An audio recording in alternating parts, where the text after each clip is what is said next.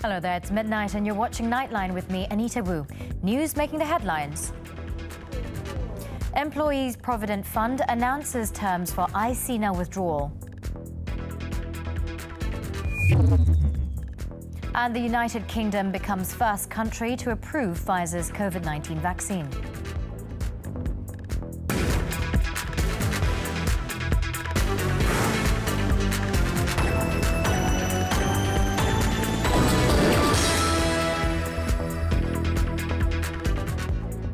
We begin with our headlining stories. The Employees Provident Fund on Wednesday revealed two categories of some 8 million eligible members for the i-Sinar withdrawal facility. The EPF in a statement said those who qualify can make their application online starting December 21st.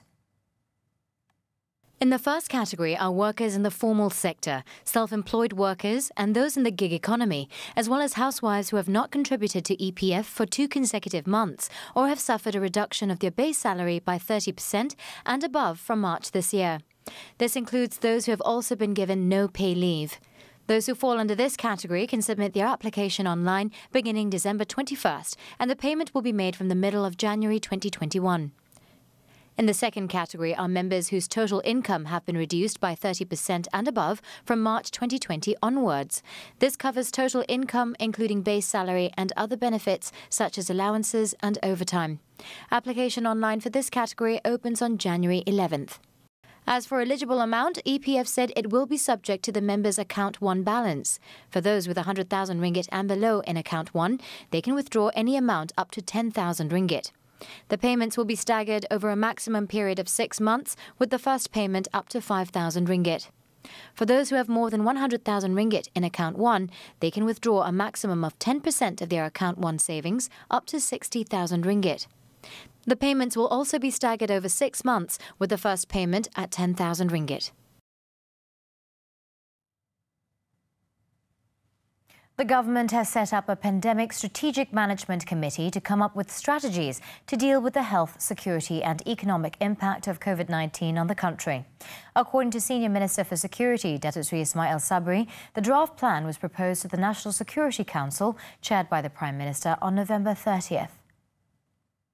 Kerajaan telah membentuk Jawatankuasa Strategik Pengurusan Pandemik JSSP, yang mana terdapat 10 jawatankuasa kerja yang merangka pelan tindakan jangka pendek, jangka sederhana dan jangka panjang di dalam menghadapi ancaman pandemik di negara ini. Datuk Seri Ismail Sabri said this during the daily NSC media conference on Wednesday. As for the enforcement of the Workers' Minimum Standard of Housing and Amenities Act 1990, or Act 446, to ensure that employers provide adequate housing for their workers, he said about 21 investigations have been opened. Datuk Seri Ismail Sabri also noted that the Human Resources Ministry is currently carrying out inspections nationwide to ensure employers provide adequate housing for their staff. The nation's new COVID-19 infections slid below the 1,000 mark on Wednesday, with 4 of the 5 new clusters reported in the Klang Valley. The Health Ministry recorded 851 new infections, 4 of them being imported cases. Its Director General, Tan Sri Dr. Noor Hisham Abdullah, said the Klang Valley recorded the highest number of infections, 334, followed by Sabah, 229 cases, and Johor, 102 cases. 2 deaths were reported, both in Sabah, aged 63 and 84, bringing the cumulative figure to 365. At the intensive care units nationwide, there are 122 patients, with 47 of them needing respiratory assistance. 5 new clusters were recorded, only 1 outside the Klang Valley. To date, a total of 369 clusters have been reported. As for the number of patients fully recovered, the figure stands at 658. The government has given flexibility to employers to transfer or exchange their foreign workers with other companies that need extra manpower. According to Deputy Plantation Industries and Commodities Minister 1, Datuk Sri Wijek Singh, this was to help employers in the plantations and commodities sector who had been affected by the COVID-19 pandemic. Supaya langkah menyelesaikan jangka masa pendek, kerajaan telah memberi kelonggaran kepada majikan-majikan yang terkesan dan tidak berkeupayaan untuk meneruskan penggajian pekerja asing untuk memindah atau menukarkan keseluruhan atau sebahagian pekerja asing mereka kepada syarikat lain yang mempunyai keperluan tenaga kerja melalui permohonan pertukaran majikan atau PTM. PPK juga Speaking at the Dewan Rakyat on Wednesday, Datuk Sri Wee said the government had also launched the Illegal Immigrants Recalibration Plan, which started on November 16th and will last until June 30th next year. Datuk Sri Wee was responding to a question from Sethiu MP Shahari Zulkarnain Abdul Kadir on the mechanism to address the impact of the reduction of foreign workers in the plantation sector.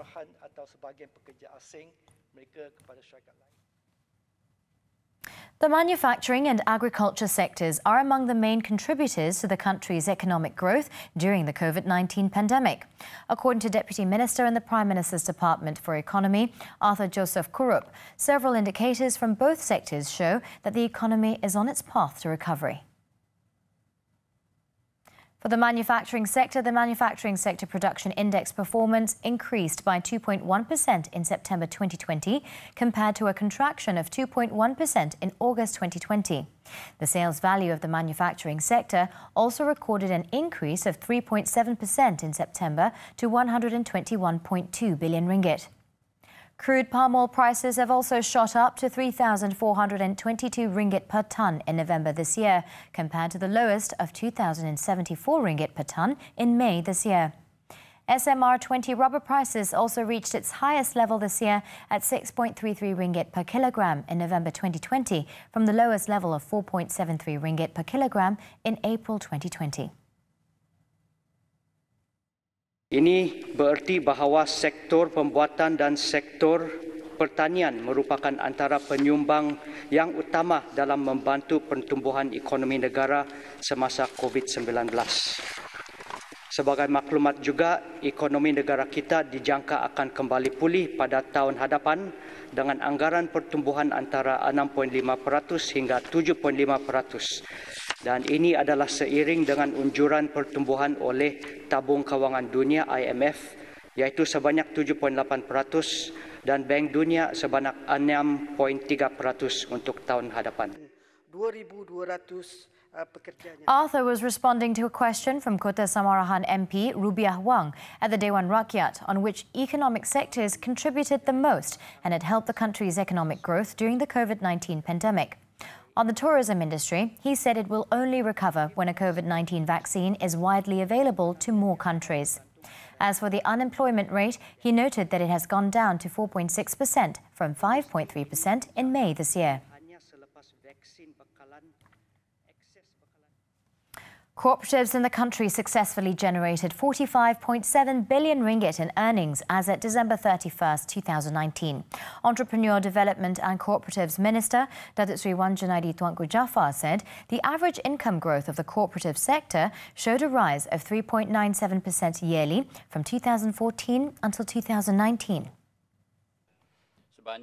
The minister told the Dewan Rakyat on Wednesday that although the figure does seem rather low compared to the sector's contribution of 19% in Thailand and 26% in Vietnam, the cooperative sector still has room to grow significantly and to improve in terms of value. Ini dapat dipertingkatkan menerusi pencapaian gerakan koperasi yang telah berjaya menyana pendapat sebanyak 45.70 bilion hingga 31 Disember 2019. Purata pertumbuhan pendapatan sektor koperasi setiap tahun menunjuk peningkatan sebanyak 3.97, hampir 4% daripada tahunan 2014 hingga 2019. Datuk Sri Junaidi also added that a study on the impact of the COVID outbreak on cooperative businesses by the Cooperative Commission of Malaysia and his ministry post-COVID entrepreneur survey found that the operational performance of cooperative businesses had declined by 32%, which contributed to the decline in cooperative income by up to 33.9%. He further noted that only 39% of the cooperatives were still operating, while 17% had stagnated following the implementation of the Recovery Movement Control Order. More than 42% of the cooperatives suffered financial liquidity problems due to lack of working capital, particularly those involved in tourism and healthcare. More than 4 billion ringgit in goods and services tax GST refund has been paid out as of the end of November. This involves more than 27,000 companies and 40,280 claims. However, Royal Malaysian Customs Department Director General Datuk Sri Abdul Latif Abdul Kadir said there are still 82,517 claims that have not been processed, involving 48,000 companies with a total refund value of 1.3 billion ringgit. Antara masalah utama yang dihadapi oleh JKDM untuk memproses tuntutan ini adalah kerana penuntut gagal memberi maklum balas bagi mengemukakan dokumen yang dikendaki dan maklumat bank yang tidak sah. Keadaan ini berlaku disebabkan penuntut tidak mengemaskinikan maklumat pendaftaran syarikat seperti alamat perniagaan, nombor telefon dan email dalam sistem MyGST yang menyebabkan notis dan surat pemakluman tidak sampai ke pengetahuan penuntut. Datuk Sri Abdul Latif Abdul Kadir also encouraged companies that have yet to receive their refund to update their registration and banking information in the MyGST Taxpayer Access Point (TAP). They can also email the claims information. He also expects to complete the GST refunds by the end of this month. Malaysia is hosting the 7th International Energy Forum, International Gas Union Ministerial Gas Forum on Thursday, with the theme Towards Recovery and Shared Prosperity, Natural Gas Opportunities for a Sustainable World. Prime Minister Tan Sri Muhyiddin Yassin is scheduled to inaugurate the virtual roundtable forum. The biennial event is jointly organised by International Energy Forum, IEF, and International Gas Union, IGU. Minister in the Prime Minister's Department, Datuk Sri Mustafa Mohamad, will jointly moderate the Ministerial Forum. The forum will focus on inclusive dialogue, highlighting the role of natural gas to strengthen energy security and facilitating the orderly energy transition in an increasingly carbon-constrained world.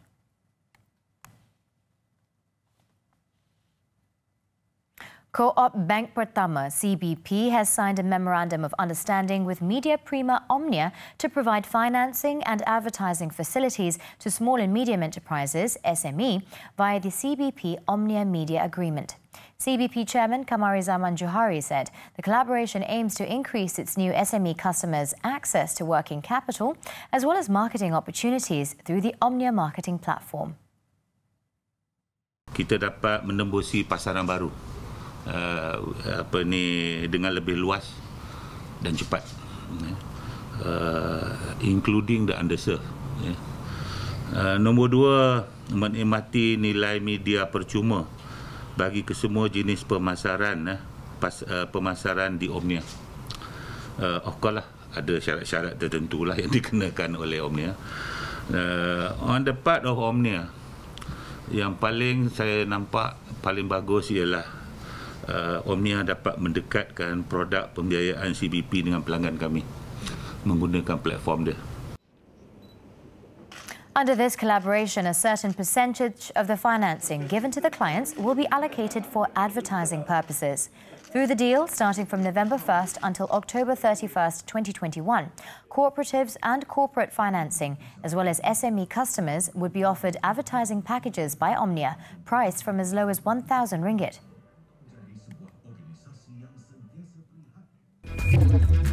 We're taking a short break now, and when we return, 2 friends charged with drug trafficking in Klang.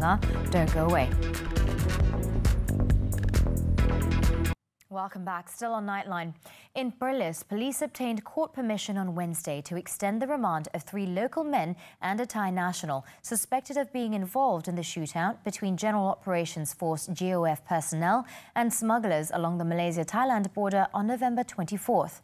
The remand of the Thai national and one of the locals, aged 27 and 45 years old respectively, was extended until December 8th, while for the other 2, aged 22 and 45, it was extended until December 9th. The remand extension orders were issued by Klang High Court Deputy Registrar Siti Nurhasliza Mat Ali. A day earlier, police had obtained a 7-day remand extension on 3 other suspects, all Thai men, until December 7th. In the incident, GOF officer Sergeant Baharudin Ramli, aged 54, was killed, while his colleague Sergeant Norihan Tari, 39, was seriously injured after they came under ambush by a group of smugglers about 600 metres from control post in Padang Besar.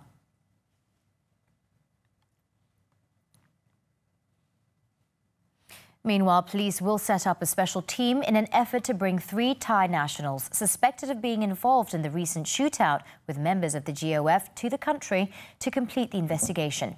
Federal CID Chief Datuk Hussein Mohammed said, alternatively, police will contact the Thai embassy regarding the matter, in addition to seeking advice from the Attorney General's Office, AGC, for further action. Bagi kita amat penting sekali ketika 3 OKT ini, amat penting sekali bagi kita, dan kita percaya salah seorangnya adalah dia punya ketua dan juga perancang yang kita memang memerlukan dia supaya kita boleh mengambil tindakan terhadap suspek ini. He said this to the media at the Perlis Contingent Police Headquarters after meeting with Datuk Surina regarding the shooting incident at the Malaysia-Thailand border. According to Datuk Hussein, the arrests of all 22 men made in the country will also be investigated in connection with the shooting incident that occurred earlier from those in the neighbouring country believed to be linked to smuggling.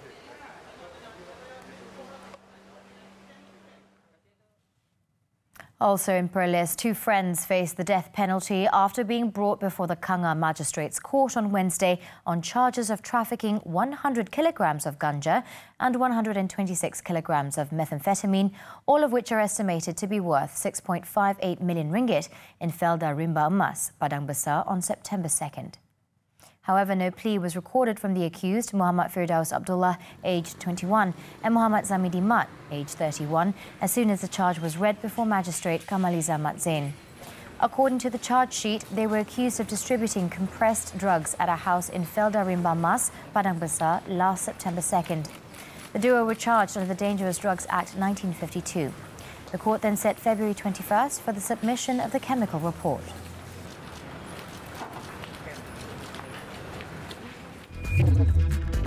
Coming up on Nightline, Thai Prime Minister found not guilty in conflict of interest case. The details right after this breather. Stay tuned. Meanwhile, England's new 3-tier system came into effect on December 2nd after the second national lockdown was lifted. More than 55 million people in the country are under the strictest Tier 2 and 3 measures, with households unable to mix indoors with those in other households. Under the new system, non-essential shops in all areas can reopen, as can gyms, hairdressers and other personal care businesses. Places of worship will be able to open and weddings will be allowed within local restrictions. The tougher new system has come into force hours after being approved by MPs in a Commons vote on Tuesday. The government said the move would help safeguard the gains made during the past month, despite 55 Tories voting against British Prime Minister Boris Johnson's plan. He stressed that the country cannot afford to relax, especially during the cold months of winter, and only a coronavirus vaccine, as well as mass testing, would allow life to get back to normal. Thailand's highest court on Wednesday acquitted Prime Minister Prayut Chan-o-cha of breaching ethics clauses in the country's constitution, allowing him to stay in power.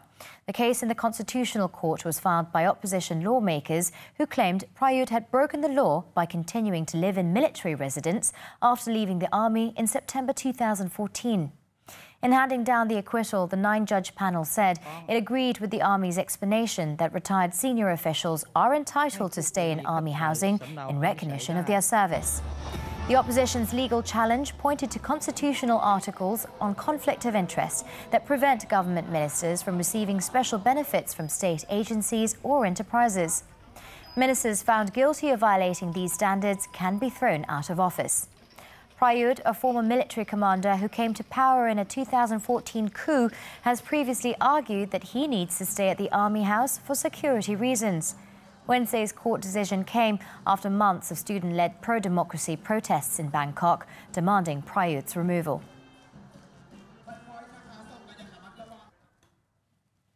Over in the United States, Attorney General William Barr said the Department of Justice has not uncovered evidence of widespread voter fraud that would change the outcome of the 2020 presidential election.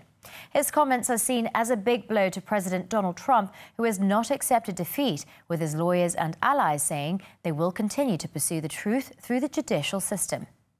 In an interview with the Associated Press, Barr, an ally of Trump, dismissed the idea of any systematic fraud that would have changed the outcome of the vote.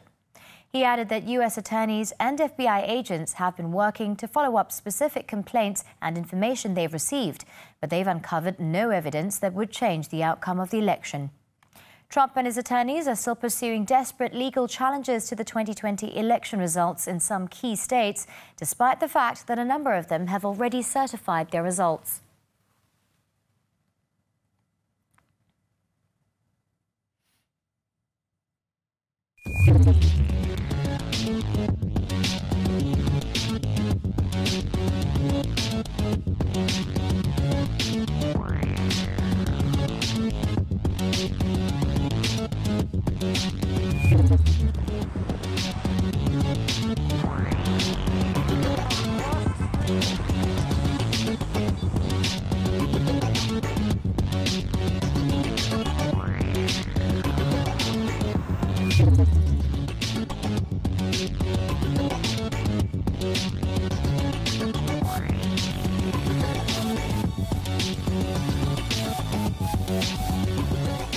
We now take a look at the highlights in Malaysia's main newspapers for Thursday, December 3rd. The New Straits Times, Harian Metro, Berita Harian all underline the two categories of applicants who can now withdraw from their EPF Account 1, a further expansion of the i-Sinar program, with the first category to start applying from December 21st and second from January 11th. Taking the front page of the Malaysian Reserve, meanwhile, is a report on PNB, expected to announce a lower income distribution for Amanah Saham Bumiputra ASB. Don't forget to get your copies or subscribe to the online newspaper. Over in the UK, festive projections are lighting up the Royal Botanic Gardens in Kew ahead of the Christmas celebrations, with lanterns and neon lights cascading down from trees. As we wrap up the bulletin, we leave you with these visuals of the spectacular and dazzling light show at the venue in London. With that, I'm Anita. Thank you for tuning in, and be well, Malaysia.